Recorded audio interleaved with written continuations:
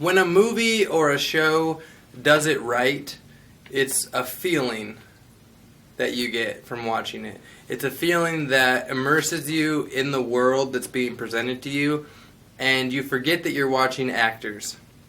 You forget that this is a production meant to entertain you because the story exceeds, the story reaches you as the most powerful part of, I don't know what I'm trying to say there. You know when you're moved by something, that's the feeling that I'm trying to explain, and I guess words don't do it justice.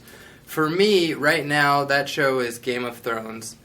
It's a show that is regularly good and has characters that are all pursuing their own quests and adventures, and it checks in with the different characters, and I forget that I'm watching a show.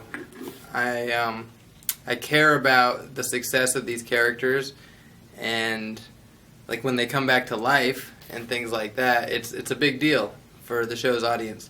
So in this episode, we're going to talk about shows or movies that do it right for us.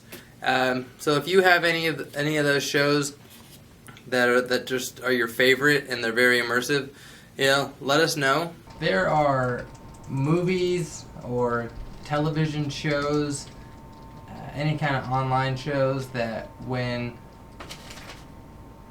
the shows just like do it right, it feels right, they connect with their audience, and for people watching the show, they feel immersed in it. They don't feel like it's just a show with, like they're not aware of the acting as much. It feels like a ride they're going on.